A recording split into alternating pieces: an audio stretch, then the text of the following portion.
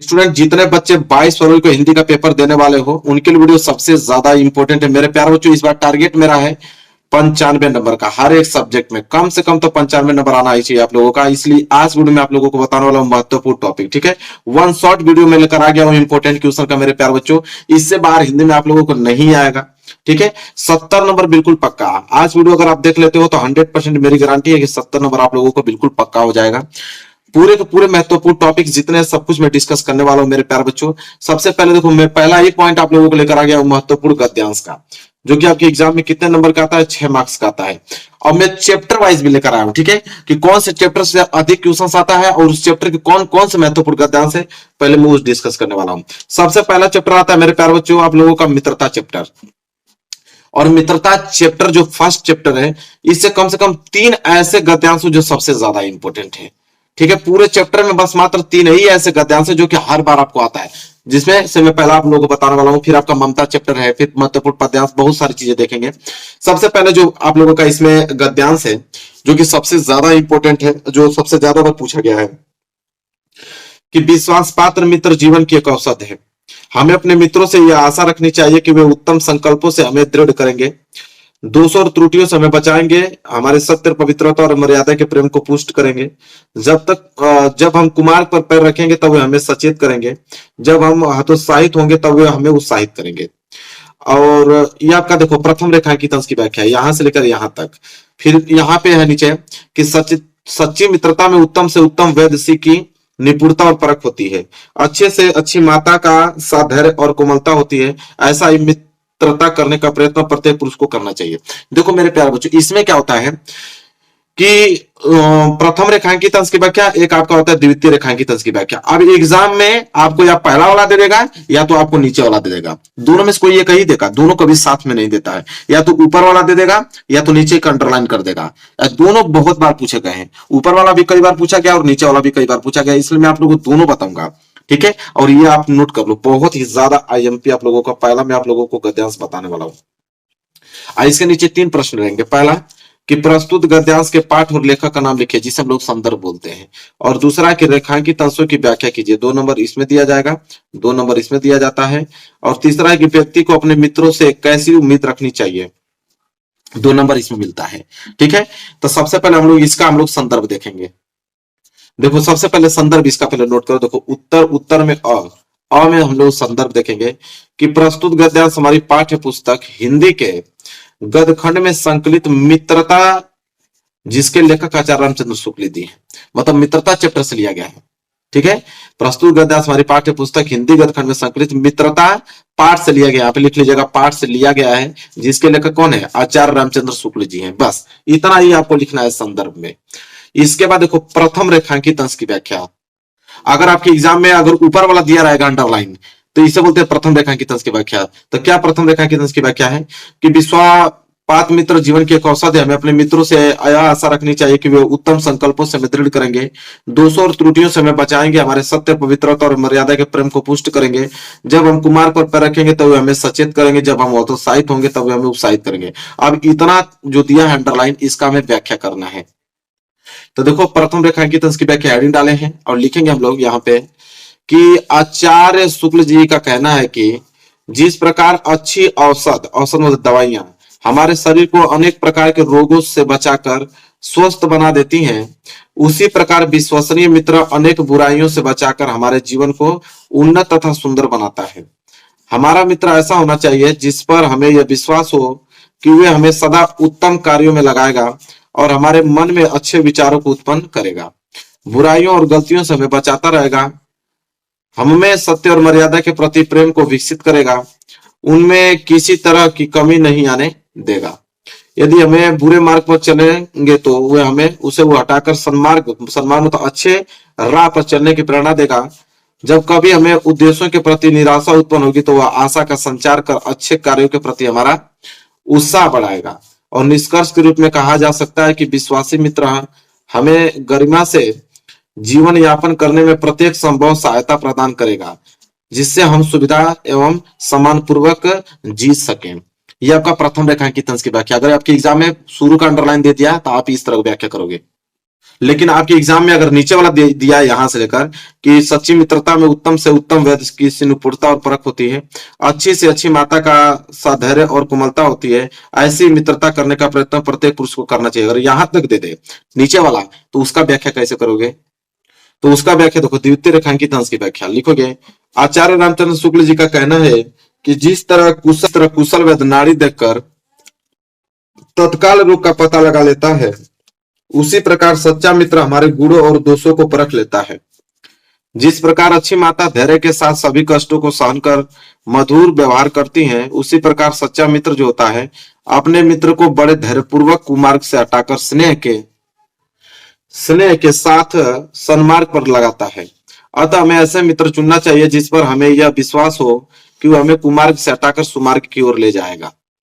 बस यह हो गया उसका व्याख्या। देखिए एक प्रश्न और पूछा था यस्सा वाला कि व्यक्ति को अपने मित्रों से कैसी उम्मीद रखनी चाहिए, भी प्रश्न 2 नंबर के लिए आता है। तो इसका आंसर यहाँ पे नोट करो कि व्यक्ति को अपने मित्रों से यह उम्मीद रखनी चाहिए कि वे उन्हें उत्तम कार्यों की ओर प्रवृत्त करेंगे, मन में अच्छे विचारों को उत्पन्न करेंगे, बुराइयों और गलतियों से उन्हें बचाएंगे, सत्य, पवित्रता और मर्यादा के प्रति प्रेम को विकसित करेंगे, सन्मार्ग पर चलने की प्रेरणा देंगे तथा निरुत्साहित होने पर उत्साहित करेंगे। बस ये पहला जो गद्यांश था, जो कि हमने बहुत डिटेल में बताया, क्लियर हो गया होगा। और मित्रता चैप्टर का ही ये आप लोगों का दूसरा गद्यांश है। क्या है कि कुसंग का ज्वर सबसे भयानक होता है। यह केवल नीति और सद्बुद्धि का विनाश नहीं करता बल्कि बुद्धि का भी क्षय करता है। किसी युवा पुरुष की संगति यदि बुरी होगी तो उसके पैरों में बंधी चक्की के समान होगी, जो उसे दिन दिन अवनति के गड्ढे में गिराती जाएगी, और यदि अच्छी होगी तो सहारा देने वाली बाहु के समान होगी, जो उसे निरंतर उन्नति को उठाती जाएगी। बहुत ही ज्यादा इंपॉर्टेंट मेरे प्यारों, यही जो आपको बताने वाला हूं, यही हर साल आप लोगों के एग्जाम में पूछे जाते हैं और पूरा का पूरा नंबर लेकर आओगे। 3 प्रश्न इसके नीचे भी है कि प्रस्तुत अवतरण के पाठ और लेखक का नाम लिखिए, 2 नंबर यहां से मिलेगा। फिर इसके बाद रेखांकित अंशों की व्याख्या कीजिए, 2 नंबर यहां से।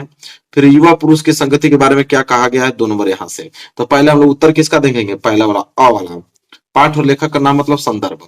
तो देखो हमने अ वाला संदर्भ हेडिंग डाला है, लिखेंगे प्रस्तुत गद्यांश हमारी पाठ्य पुस्तक हिंदी के गद्यखंड में संकलित मित्रता पाठ से लिया गया और जिसके लेखक कौन है, आचार्य रामचंद्र शुक्ल जी हैं। बस ये आपको संदर्भ में लिखना है, 2 नंबर यहां से आपको फिक्स हो गया। इसके बाद है कि रेखांकित अंश की व्याख्या, मतलब जहां तक अंडरलाइन किया गया है कि कुसंग का ज्वर सबसे भयानक होता है, केवल नीति और सद्बुद्धि का विनाश नहीं करता बल्कि बुद्धि का भी क्षय करता है। जहां तक अंडरलाइन किया गया ना, यहां से लेकर यहां तक, अब इसका हमें व्याख्या देखना है। तो देखो ब हमने यहाँ पे डाला है, रेखांकित अंश की व्याख्या लिखेंगे कि शुक्ल जी कहते हैं कि बुरी संगति जो होता है घातक बुखार के समान हानिकारक होती है। जिस तरह कोई व्यक्ति यदि भयानक ज्वर से ग्रसित हो तो ज्वर उसके शरीर और स्वास्थ्य को क्या कर देता है, नष्ट कर देता है तथा कभी कभी प्राण भी ले लेता है। उसी प्रकार बुरी संगति जो होती है हमारी नैतिकता, सदाचार, मन तथा बुद्धि को क्या कर देता है, नष्ट कर देता है। बस चलिए एक प्रश्न और है स वाला कि युवा पुरुष की संगति के बारे में क्या कहा गया है। तो देखो यहाँ पे उसका उत्तर लिखेंगे कि युवा पुरुष की बुरी संगति उसे अवनति के गड्ढे में प्रतिदिन गिराती जाएगी, और यदि अच्छी होगी तो वह उसे निरंतर उन्नति की ओर अग्रसर करेगी। ठीक है, बस हो गया। और मित्रता चैप्टर का ही ये तीसरा जो कि लास्ट है, तीसरा का गद्यांश। मात्र 3 ही मित्रता चैप्टर में से गद्यांश है जो कि हर साल आते हैं, और इस बार भी यही आएंगे, और इन्हीं को तैयार करके जाना, पूरे के पूरे नंबर आपको मिलेंगे। क्या है कि मित्रता के लिए आवश्यक नहीं है कि 2 मित्र एक ही प्रकार का कार्य करते हों या एक ही रुचि के हों। इसी प्रकार प्रकृति और आचरण की समानता भी आवश्यक या वांछनीय नहीं है। 2 भिन्न प्रकृति के मनुष्यों में बराबर प्रीति और मित्रता रही है। राम धीर और शांत प्रकृति के थे, लक्ष्मण उग्र और उद्धव स्वभाव के थे, पर दोनों भाइयों में अत्यंत प्रगाढ़ स्नेह था। उदार तथा उच्चासय कर्ण और लोभी दुर्योधन के स्वभाव में कुछ विशेष समानता न थी, पर उन दोनों की मित्रता खूब निभी। ठीक है, यह कोई बात नहीं है कि एक ही स्वभाव और रुचि के लोगों में ही मित्रता हो सकती है। तो ये जो गद्यांश है बहुत ज्यादा इंपॉर्टेंट है। इसके नीचे भी 3 प्रश्न हैं। पहला के प्रस्तुत अवतरण का संदर्भ लिखो 2 नंबर के लिए, और रेखांकित अंशों की व्याख्या कीजिए 2 नंबर के लिए, और राम और लक्ष्मण के स्वभाव में क्या अंतर है 2 नंबर के लिए। तो सबसे पहले तो उत्तर हम लोग देखेंगे पहला वाला, प्रस्तुत अवतरण का संदर्भ। ठीक है, देखो संदर्भ अ वाला, इसमें लिखेंगे प्रस्तुत गद्यांश हमारी पाठ्य पुस्तक हिंदी के गद्यखंड में संकलित मित्रता पाठ से लिया गया है, जिसके लेखक कौन है, आचार्य रामचंद्र शुक्ल जी हैं। ठीक है, बस हो गया। इसके बाद रेखांकित अंश की व्याख्या, मतलब जहां तक अंडरलाइन किया गया है, यहां से लेकर यहां तक जहां तक अंडरलाइन किया गया है, इसे हमें व्याख्या करना है। तो देखो इसका व्याख्या कैसे लिखेंगे हम लोग, हेडिंग डालोगे ब वाला रेखांकित अंश की व्याख्या लिखोगे कि शुक्ल जी कहते हैं कि सच्ची मित्रता के लिए दो व्यक्तियों के स्वभाव का एक समान होना कोई महत्व नहीं रखता। यदि इसमें महत्व है तो केवल इस बात का है कि दोनों व्यक्ति एक दूसरे से कितनी सहानुभूति रखते हैं। यदि वे वैसा समझते हैं तो विपरीत स्वभाव का होने पर भी उनकी मित्रता सच्ची सिद्ध होती है, और यदि वैसा नहीं समझते तो समान स्वभाव का होने पर भी मित्रता निभ नहीं सकती। राम लक्ष्मण एवं कर्ण दुर्योधन के दृष्टांत इस तथ्य के क्या है, स्पष्ट उदाहरण है। ठीक है, यहां तक क्लियर है आप लोगों को। चलिए अब देखो एक प्रश्न और यहाँ पे बोला था मेरे प्यारे बच्चों कि राम और लक्ष्मण के स्वभाव में क्या अंतर है, इसका आंसर देखते हैं। तो देखो यहाँ पे लिखेंगे कि राम जो है धैर्यशाली और शांत स्वभाव के थे, जबकि लक्ष्मण उग्र और उत्तेजित स्वभाव वाले, लेकिन स्वभाव की भिन्नता होने पर भी उनमें प्रगाढ़ स्नेह था। तो मेरे प्यारे बच्चों ये ममता जो चैप्टर है, तो ममता चैप्टर अब यहां से स्टार्ट होगा, और ममता चैप्टर के हम लोग महत्वपूर्ण यहाँ पे गद्यांश देखने वाले हैं। अभी हमने किसका देखा, मित्रता। मित्रता चैप्टर बहुत ज्यादा इंपॉर्टेंट चैप्टर है, जिसके मैंने 3 महत्वपूर्ण आप लोगों को गद्यांश बताया। उसी प्रकार ममता के भी आप लोगों के 3 महत्वपूर्ण गद्यांश जो सबसे ज्यादा इंपॉर्टेंट है, मतलब वो तीनों तैयार हो गया तो ममता चैप्टर का एक भी छोड़ के आने वाले नहीं हो तुम। इन्हीं दोनों का सबसे ज्यादा पूछा जाता है, मित्रता और ममता का। पहला जिसमें है ममता का, पहला है कि हे भगवान तब के लिए विपद के लिए इतना आयोजन, परम पिता की इच्छा के विरुद्ध इतना साहस। तो आपके एग्जाम में यहां से लेके यहां तक अंडरलाइन दे सकता है। फिर पिताजी क्या भीख न मिलेगी, क्या कोई हिंदू भूपृष्ठ पर न बचा रह जाएगा जो ब्राह्मण को 2 मुट्ठी अन्न दे सके, यह असंभव है। फिर ये पिताजी में कांप रही है और इसकी चमक आंखों को अंधा बना रहे हैं। एग्जाम में कभी कभी इसका अंडरलाइन दे देता है, कभी कभी का बहुत बार। तो या तो इसे प्रथम रेखांकित अंश क्या बोलेंगे, इसे द्वितीय रेखांकित अंश की व्याख्या बोलेंगे, लेकिन एग्जाम में दोनों साथ में नहीं देगा, या तो ऊपर वाला ही देगा या तो नीचे वाला ही देगा। अब इसके नीचे भी 3 प्रश्न है, देखो इसके नीचे 3 प्रश्न है। अ वाला क्या है कि उपयुक्त गद्यांश का संदर्भ लिखिए 2 नंबर के लिए, फिर रेखांकित अंशों की व्याख्या कीजिए कितने नंबर के लिए, 2 नंबर के लिए। फिर है स में 2 प्रश्न है, दोनों में से कोई एक ही एग्जाम में आएगा। पहला है कि अपने पिता का कौन सा कृत्य ममता को परम पिता की इच्छा के विरुद्ध लगा, और दूसरा है कि गद्यांश में किस कार्य को ईश्वर की इच्छा के विरुद्ध बताया गया है। सबसे पहले मेरे प्यारे अ देखेंगे। अ में क्या आपका संदर्भ, संदर्भ में लिखेंगे कि प्रस्तुत गद्यांश हमारी पाठ्य पुस्तक हिंदी के गद्यखंड में संकलित ममता पाठ से लिया गया है, और जिसके लेखक कौन है, श्री जयशंकर प्रसाद जी हैं। ठीक है, जिसके लेखक कौन है, श्री जयशंकर प्रसाद जी हैं। ये किसमें लिखोगे, संदर्भ में। ठीक है, अब मेरे प्यारे बच्चों प्रथम रेखांकित अंश की व्याख्या।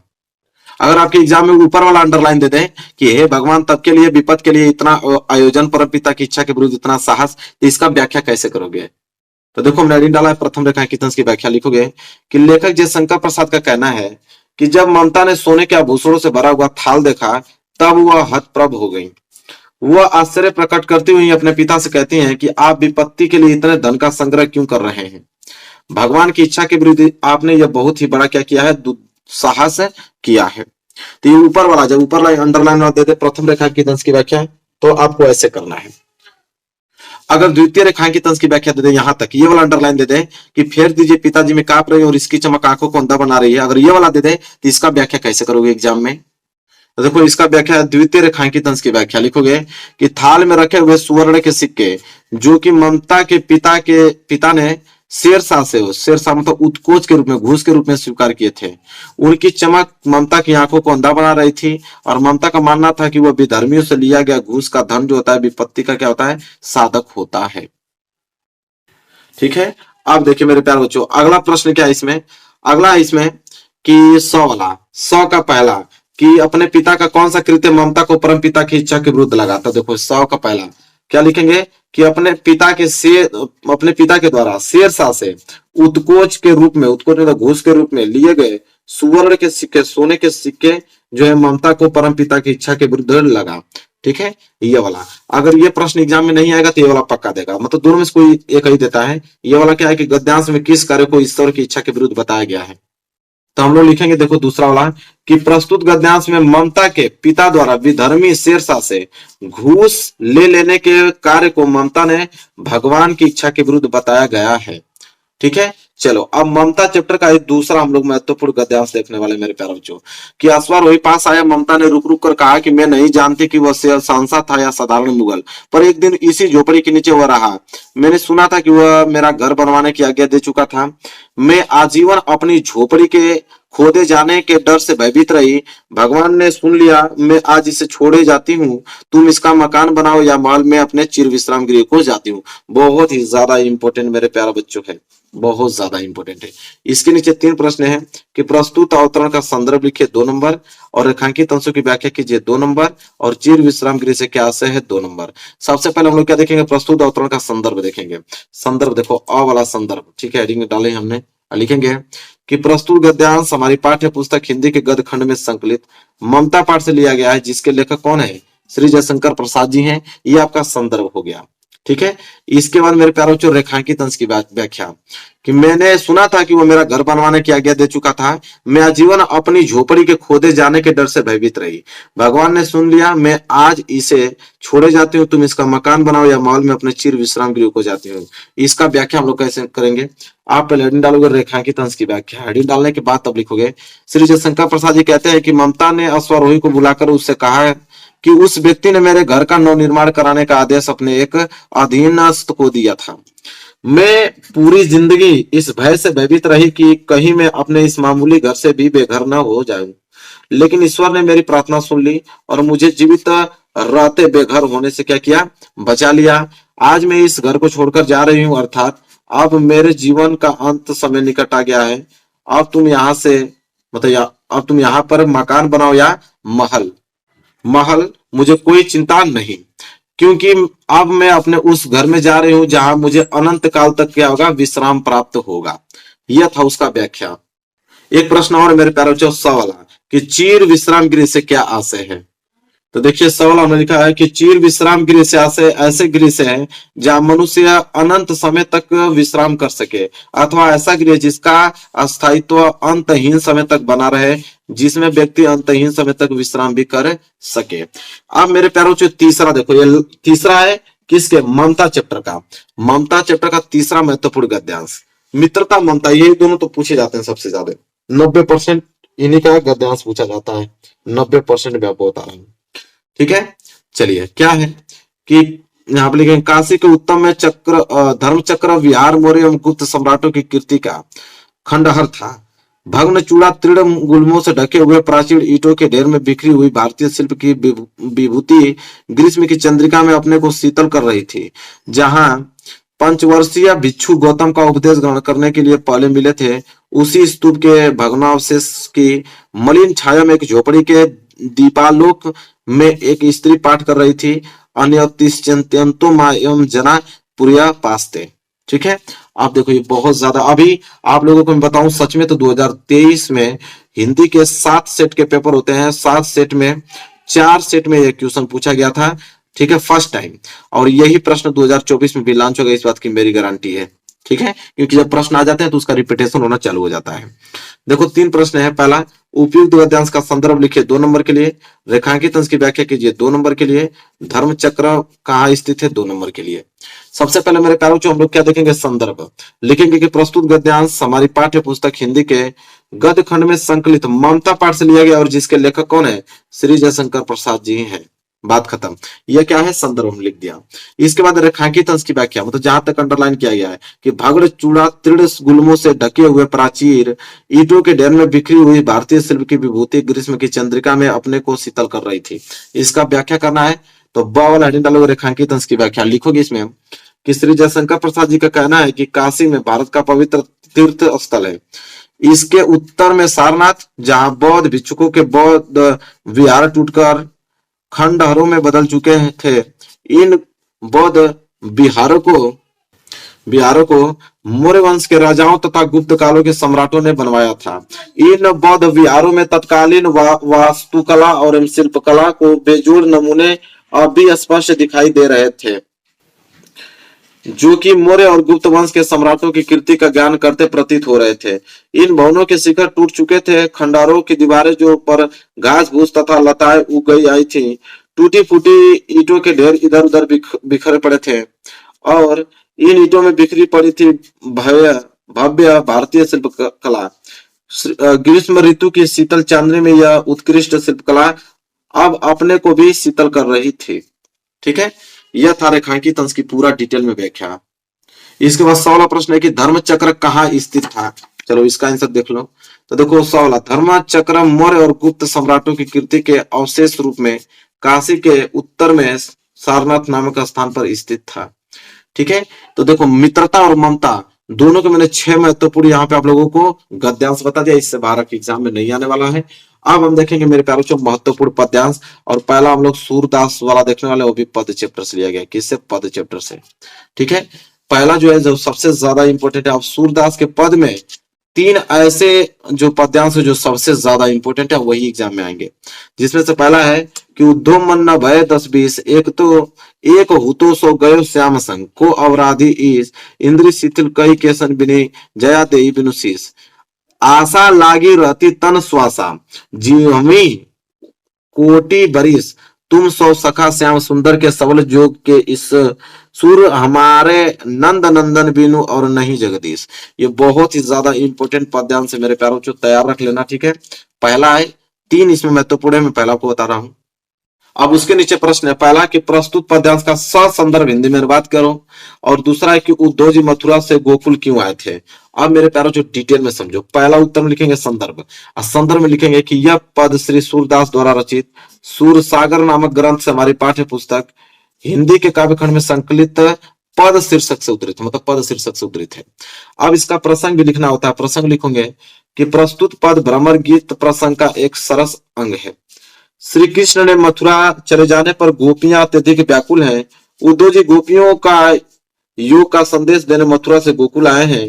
गोपियां योग की शिक्षा ग्रहण करने में अपने को असमर्थ बताती हैं और अपनी मनोव्यवस्था को उद्धव जी के समक्ष व्यक्त करती हैं। अब मेरे प्यारों से इसका हम लोग व्याख्या देखेंगे। अभी आपने देखा, उसका हम लोग व्याख्या देखेंगे, कितना डिटेल में देखेंगे कि गोपियां उद्धव जी से कहती हैं कि हे उद्धव, हमारे मन 10-20 नहीं है, सभी तरह के हमारे पास भी एक मन था और वह श्री कृष्ण के साथ चला गया।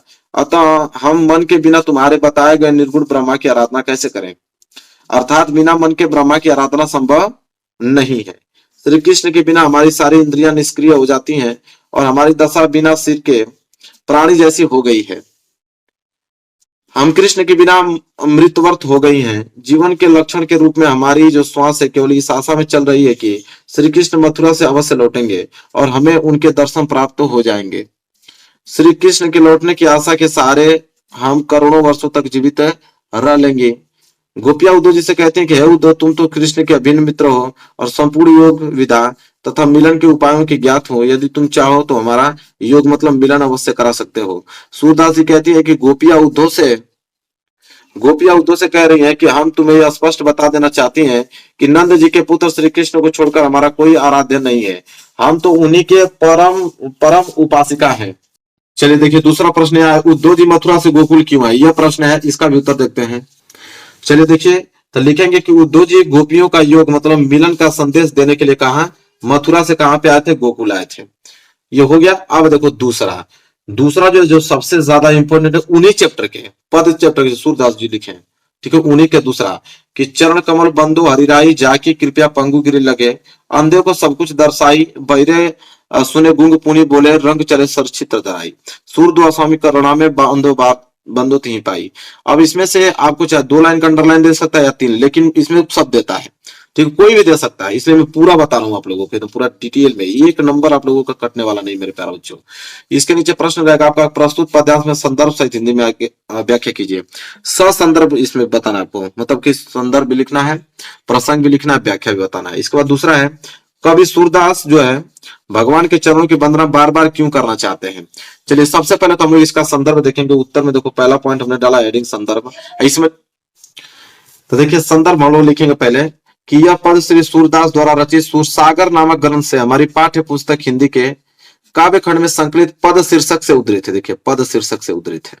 ठीक है, और सूरसागर नामक ग्रंथ से लिया गया है, सूरदास जी लिखे हुए हैं।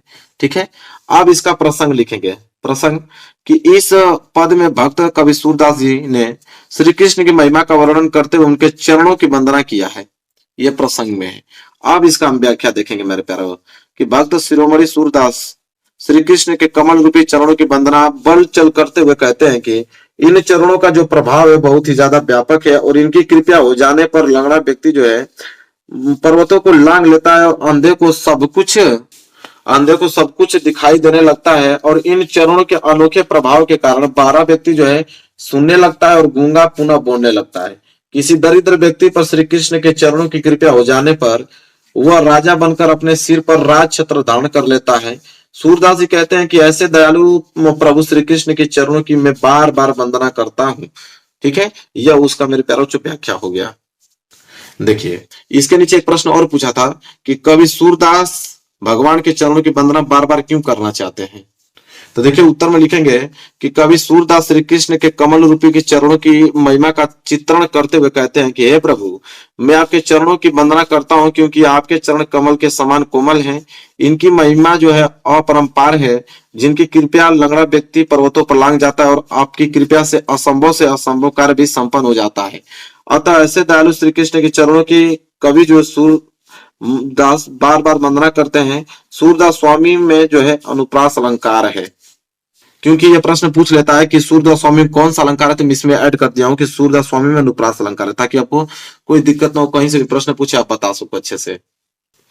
चलिए देखिए मेरे प्यारों जो तीसरा, अब मैं तीसरा आप लोगों को बता रहा हूं जो सबसे ज्यादा महत्वपूर्ण है कि दो मई व्रज विसरत नाही, वृंदावन गोकुल बन उपवन सघन कुंज की छाई, प्रात समय माता जसुमती अरु नंद देखी सुख पावत, माखन रोटी दयो सजायो अति हित साथ खवावत, गोपी ग्वाल बाल संग खेल सब दिन हसत सिरात, सूरदास धनी धनी व्रजवासी जिन्यो हित जदुतात।